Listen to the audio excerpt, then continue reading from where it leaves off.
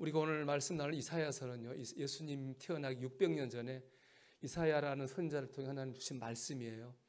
이사야서가 좀 특별한 것은 다른 예언서와 다르게 이사야서에는 오실 예수님에 대한 말씀들이 예언이 되어 있어요.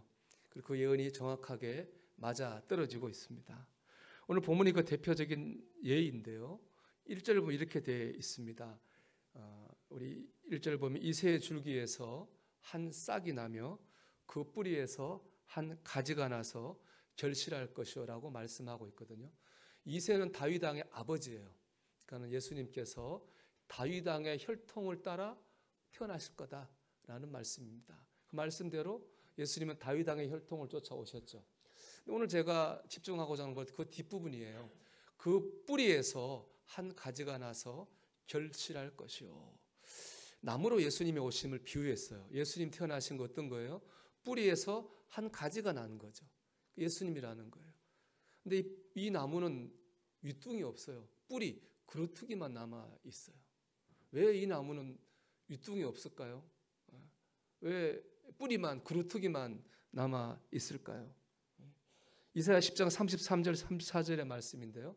보라, 만군의 여호와께서 혁혁한 그 위력으로 가지를 꺾으시리니 그 장대한 자가 지킬 것이요 그 높은 자가 낮아질 것이며 새롭고 빽빽한 숲을 베시리니 레바논이 권능 있는 자에게 배임을 당하리라. 이 나무를 꺾으시는 분은 다른 분이 아니에요. 하나님이에요. 하나님이 가지를 꺾어버리시고 그 나무를 베버리셨어요. 이 나무가 의미하는 것은 바로 이스라엘 나라, 이스라엘 민족입니다. 하나님 백성에는 그들이 하나님 안 믿어요. 하나님 믿는다고 예배하면서 한편으로 우상을 섬기고 죄를 져요. 회개할 줄도 몰라요. 하나님이 이스라엘을 베버리셨어요. 그때 사용하신 도끼가 바로 바벨론, 로마 같은 이방 민족이에요. 하나님 믿으면 이겨야 되잖아요. 지게 하셨어요. 망하게 하셨어요. 이스라엘 나라는 없어지고 이스라엘 백성들은 전 세계로 흩어졌어요. 희망이 없어요. 길이 보이지 않아요. 망했다고 생각하는 그 순간에 그 뿌리에서 한 줄기가 나온 거예요. 소망이죠. 새로운고 유일한 소망입니다. 누가 예수님이 바로 소망이라는 겁니다. 예수님은 새롭고 유일한 소망입니다. 예수님은 소망으로 우리에게 오셨습니다. 제가 사역하던 교회, 광림교회 옛날에 사역할 때 같이 사역하는 분이 있었어요. 이분이 교회를 안 다녔는데 사업하는 분이었는데 망했어요. 부도가 났어요. 그래서 너무 힘들어가지고 언제 어떻게 죽을까만 생각했어요. 근데 예비군 훈련장이 날아온 거예요. 통지서가. 그 당시 압구정동은 허벌판이라 큰 건물이 없었다고 그래요. 그래서 교회에서 예비군 훈련을 하게 됐는데 이분들이 이제 교회를 갔죠. 이제 부대에서 교회를 훈련장으로 사용하니까 이제 고맙고 미안한 마음에 목사님한테 이렇게 말할 수 있는 시간을 줬대요. 목사님 늘 하는 말이 있어요. 그 자리에서 긍정적인 믿음을 가지셔야 됩니다. 지금 고난이 있지만은 그게 하나님의 뜻이 있습니다. 하나님께서 꼭 여러분을 그걸 이기게 하실 겁니다. 그 말을 그분은 들었어요. 그냥 근데 그 말이 언제 죽을까만 생각하던 그분에게 힘을 줬어요. 진짜 그런가? 그럴래나? 그 주부터 그분이 교회를 나가기 시작했어요. 신앙생활을 통해서 그 어려움을 이길 힘을 공급받았습니다. 그리고 하나님의 은혜로 재기할 수 있었습니다. 그래서 신실한 교사로 봉사하고 있었는데요. 그 말씀이 그에게 소망이었어요. 교회가 희망이었어요. 예수 그리스도가 그에게 새롭고도 유일한 소망이었습니다. 우리도 그러지 않았습니까? 여러분도 그렇지 않았습니까? 저도 사춘기에 우울하고 방황하던 시절에 예수 그리스도가 교회가 제 빛이고 소망이었습니다. 여러분도 아마 그랬을 거라고 생각합니다. 지금도 그렇죠. 답답하고 막막하고 어렵고 힘들 때 있지만 그래도 주님 바라보면은 숨이 트입니다. 길이 보이죠. 예수님 우리의 소망이 있습니다. 소망으로 오셨습니다. 여러분 이 소망으로 오신 주님을 만나길 바랍니다. 감당할 수 있겠구나. 이겨낼 수 있겠구나. 내일이 있구나. 천국 갈 수 있겠구나. 소망이죠. 이 소망의 주님을 만나시기를 주님의 이름으로 축원합니다. 오늘 본문 보면 이걸 위해서 우리가 해야 될 일이 있습니다. 두 가지 고민하고 있는데요. 첫째는 하나님과 관계를 회복하는 것이고요. 두 번째는 성육신의 원리로 사는 것입니다. 여러분, 하나님과의 관계가 먼저 회복돼야지 소망의 주님을 만날 수 있습니다. 제가 이제 다음 주 수요일부터 다윗의 장막이라는 책을 같이 읽을 건데요. 이 책이 주는 메시지 중 하나는 뭐냐 하면은 주님과 나 사이에 뭐가 없어야 된다는 거예요. 있으면 안 된다는 거예요. 그래 하나님을 만난다는 겁니다. 이스라엘 역사를 보면은 두 개의 큰 예배당이 있습니다.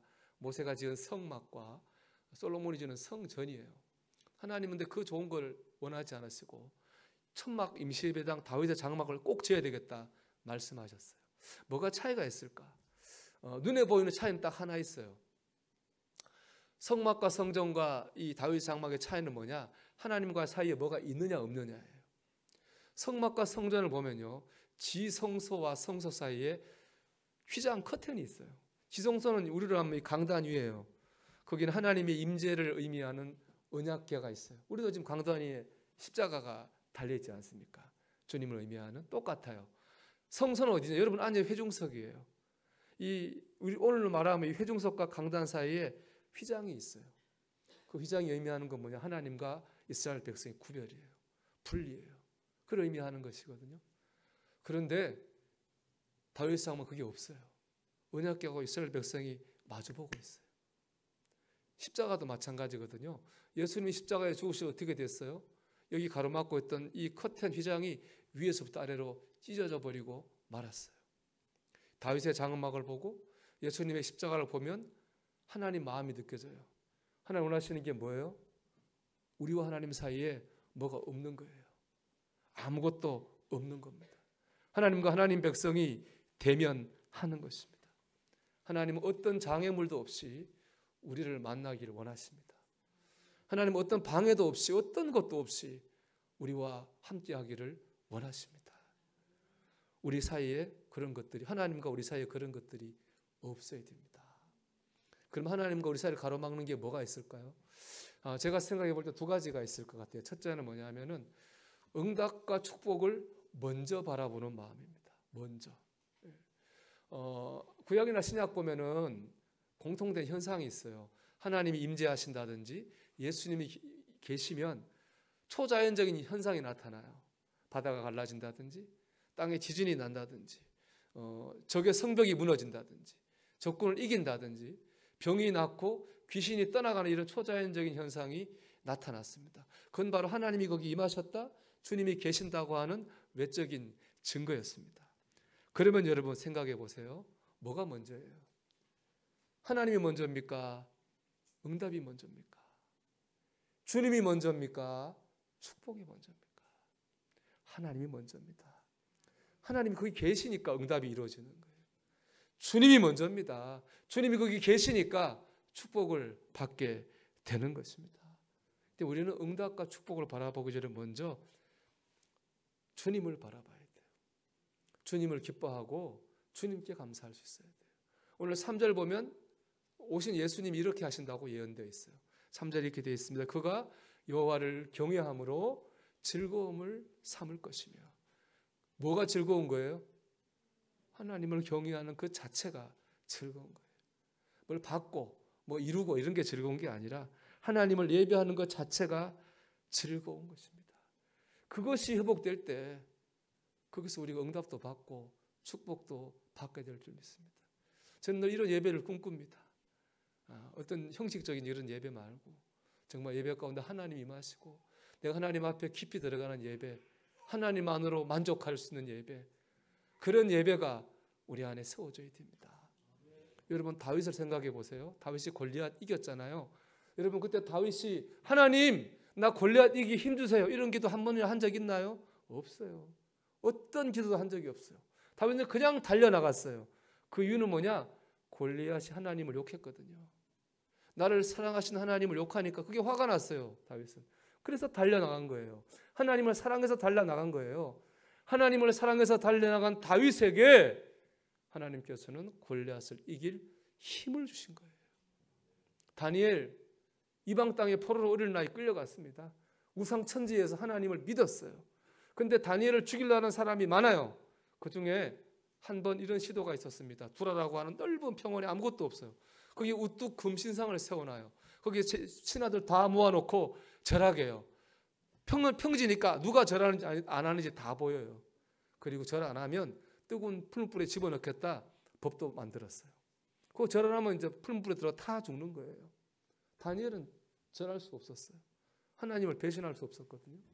하나님 앞에 가서, 왕 앞에 가서 이렇게 얘기합니다. 저는 하나님을 배신할 수 없습니다. 왕이 저를 저 풀무불에 집어 던지시면 하나님을 지켜주실 겁니다. 그런데요, 그리 아니하실지라도 저는 하나님을 배신할 수 없습니다. 라고 얘기했습니다. 그리 아니하실지라도. 이것이 다니엘의 신앙이었습니다. 다니엘을 하나 그리 아니하실지라도 이 신앙으로 나아간 다니엘, 하나님이 털끝 하나 불에 타지 않도록 지키시고 보호하셨습니다. 사랑하는 여러분, 하나님을 먼저 바라봐야 됩니다. 주님을 먼저 바라봐야 되는 거예요. 그런즉 너희는 먼저 그의 나라와 그의 의를 구하라. 그러면 모든 것을 너희에게 더하시리라. 여러분, 우리가 응답받고 축복받는 것은 좋은 것이거든요. 근데 응답과 축복이라는 눈으로만 하나님을 바라보면요, 우리가 시험에 들 일이 꼭 있습니다. 하나님이 하시면 응답도 받고 축복도 받는 거예요. 하나님을 먼저 바라봐야 됩니다, 여러분. 나를 구원하시고 나를 붙잡아 주시고 나를 인도하시는 하나님을 바라보고 그런 예배를 드리길 열망하시기 바랍니다. 이 대강절 기간에 우리의 믿음이 정결해지기를 주님의 이름으로 축원합니다. 두 번째, 하나님과 우리 사이 가로막는 게 있습니다. 사람입니다. 제가 전도하러 나가보면은 교회 다녀본 사람이 많습니다. 지금 안 다닙니다. 왜 안 다니냐 물어보면 다 사람 때문에 그렇습니다. 사람 때문에 실망하고 사람 때문에 상처받아서 교회 안 다닌다 그럽니다. 사람 바라보면 하나님이 안 보입니다. 사람 바라보면 하나님을 믿을 수가 없습니다. 여러분, 우리와 하나님 사이에 사람을 두어서는 안 됩니다. 제가 며칠 전에 한 원로 권사님하고 통화했습니다. 그분은 안 믿는 집에 시집 와서 그 종갓집인데 시집 와가지고 온 가문을 다 예수 믿게 했습니다. 얼마나 믿음이 뜨거운 분입니까? 깊은 분입니다. 그 지역에서도 아주 존경받을 만한, 인정받을 만한 종부니까 그런 위치에 있습니다. 교회적으로도 봉사도 참 많이 합니다. 그런데 아들 또래의 목사님이 교회에 왔어요. 근데 뭐가 안 맞았는지 그 목사님이 예배 시간에 다 있는 데서 그 권사님을 책망했어요. 그것도 아들을 잘못 길렀다고 책망했어요. 아들이 마음에 안 들었나 보죠. 그게 얼마나 어떻게 했어요, 여러분? 그 권사님 마음이 어떻게 했어요? 거의 80대 분인데 일생을 이렇게 사신 분인데 참 그 권사님 대단한 게 있습니다. 그런데도 그 다음 날 또 늘 하던 대로 새벽 예배 드리고 모든 예배에 다 참석하고 교회 봉사하고 다 했습니다. 제가 통화하면서 그런 얘기 하시더라고요. 목사님, 제가 하나님을 보는 거지 사람 보는 거 아니잖아요. 그리고 목사님한테 그랬답니다. 목사님, 제가 그때는 좀 서운하긴 했지만 그래도 저는 목사님이 하나님께서 우리를 위해 보내신 목자라고 믿습니다 라고 얘기하셨다 그래요. 제가 참 큰 감동을 받았습니다. 목회오래다 보니까는 기적 같은 간증하는 것도 귀하고 불같은 찬양하는 것도 귀해요. 다 귀한데 이렇게 어려운 시험 가운데서도 정말 묵묵히 믿음으로 나가는 모습 볼 때 더 큰 감동을 받습니다. 왜냐하면 이게 얼마나 힘든 일인지 다 알지 않습니까? 정말 뿌리 깊은 나무 같은 그런 은혜를 받게 됩니다. 여러분, 나를 지으신 분이 하나님입니다. 나를 구원하신 분도 하나님입니다. 나를 붙드시는 분도 하나님입니다. 나를 인도하시는 분도 하나님입니다. 나를 천국에 보내시는 분도 하나님입니다. 사람이 거기 있을 수 없습니다. 하나님을 바라보셔야 됩니다. 사람을 보면 사람이 보입니다. 하나님을 보면 하나님이 보입니다. 그런데 사람을 보이면 소망이 없습니다. 시험이 듭니다. 하나님을 보면 소망이 생기고 힘과 능력을 얻습니다. 여러분, 하나님과 여러분 사이에 끼어있는 사람이 있나요? 없어야 됩니다. 하나님을 바라보시기 바랍니다. 하나님과 우리 사이에 어떤 것도 있어서는 안 됩니다. 사람도 일도 다 내려놓고 나를 구원하시고 내 삶을 책임지시는 하나님을 바라보십시오. 그럴 때 우리는 소망을 얻고 힘과 능력을 얻게 될 줄로 믿습니다. 두 번째로 성육신의 원리로 살아야 됩니다. 세상에는 흐름이라고 하는 게 있습니다. 잘 흘러야 됩니다. 우리 몸에 피 잘 흘러야 되죠. 당뇨가 뭡니까? 피가 끈적끈적해서 안 흐르는 거 아니에요. 그러면 건강 이상이 되는 거죠. 물과 공기도 잘 흘러야 됩니다. 그래야 깨끗합니다. 돈도 잘 흘러야 됩니다. 그래야 경제가 잘 돌아갑니다. 흐름이 막혀 있으면 병이 나는 겁니다. 근데 이 흐름의 원칙이 있어요. 높은 데서 낮은 데로 가는 겁니다. 물이 높은 데서 낮은 데로 흐르잖아요. 높은 데서 낮은 데로, 강한 데서 약한 데로, 부한 데서 가난한 데로. 이게 하나님이 정한 흐름의 원칙이에요. 근데 인간이 죄를 지어서 이 흐름을 뒤바꿔 놨어요. 약한 데서 낮은 데서 높은 데로, 약한 데서 강한 데로, 강한 데서 부한 데로 흐름이 뒤바뀌었어요. 그러니까 강한 사람은 더 강해지고 약한 사람은 더 약해지고 부자는 더 부자가 되고 가난한 사람은 더 가난해져 가지고 이 세상이 살기가 점점 더 안 좋아지는 겁니다. 주님이 오신 이유는 바로 이 잘못된 흐름을 바꾸시기 위해서입니다. 제대로 만들기 위해서입니다. 높은 데서 낮은 데로. 그게 뭐예요? 그게 바로 우리가 많이 들어본 성육신입니다. 하나님의 아들이 죄인인 사람의 몸을 입고 저 하늘에서 이 땅으로 오셨잖아요. 그것도 오늘 말씀이 참 맞아요. 뿌리에서 난 한 가지 얼마나 연약합니까? 예수님이 왕자로 왔어요? 용맹한 장군으로 왔습니까? 탁월한 철학자로 왔나요? 아니요. 가난한 목수의 아들로 이 땅에 오셨어요. 낮은 모습으로 오셨어요. 그리고 우리를 죄에서 구원하시고 이 세상을 죄에서 구원하셨습니다. 높은 데서 낮은 데로. 그게 바로 성육신의 원리입니다. 그런 원리로 살 때 소망이신 예수 그리스도의 은혜가 공급이 되는 거예요. 포항에 자유학교라고 하는 대안학교가 있는데요. 이 학교는 그 포항에 있는 한동대학교 교수님 김윤규라고 하는 교수님이 세운 학교입니다. 뭔 학교냐면 저 왜 위탁학교인데 일반 학교에 사고 친 애들이 있죠. 교무실 문을 발로 차고 책상 뒤엎고 이런 애들 감당 못하는 애들을 맡아서 가르치는 그런 학교라고 합니다. 얼마나 힘들겠어요. 근데 이 자유학교가 전국에 있는 그런 위탁학교 중에서 1등이랍니다. 다 애가 와서 변화돼서 검정고시 보면 다 합격하고 거기 포항에서 학생 중에 제일 가는 주먹인 애가 거기서 마당을 쓸고 그렇게 한다고 그래요. 참 모범적이죠. 참 그 아이들에게는 그 학교가 소망이 되는 거예요. 그 지역도 그렇다고 그래요. 처음에 그런 애들이 오니까 동네 사람이 싫어하죠. 당연히 싫어했다고 그래요.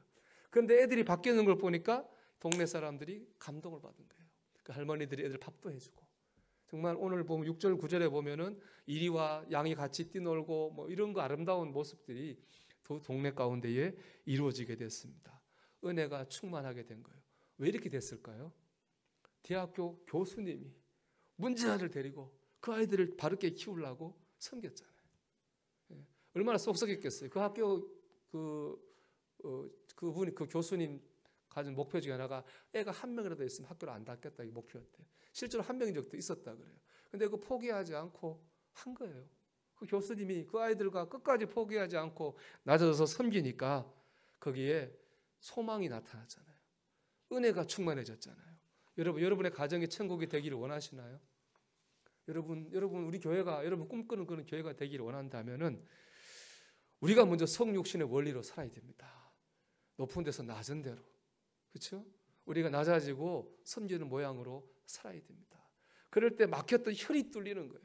은혜가 사통팔달 퍼지게 되는 겁니다. 왜 우리가 그렇게 하지? 왜 우리 공동체가 그런 어려움을 겪고 있나요?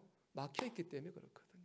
그 막힘을 뚫는 건 다른 것이 아니라 흐름을 바르게 하는 것은 주님이 하신 것처럼 성육신의 원리로 우리가 낮아지고 섬길 때에 혈이 뚫리고 은혜가 사통팔달 흐르는 가정이 되고 교회가 되고 공동체가 될 줄로 믿습니다.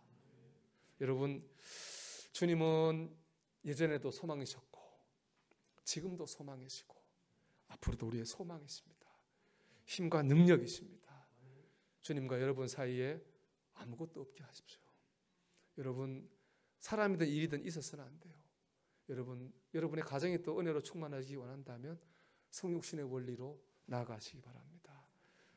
소망이신 주님, 소망으로 오신 주님을 만나고 경험하는 저와 여러분, 우리 가정과 교회가 되기를 주님의 이름으로 축원합니다.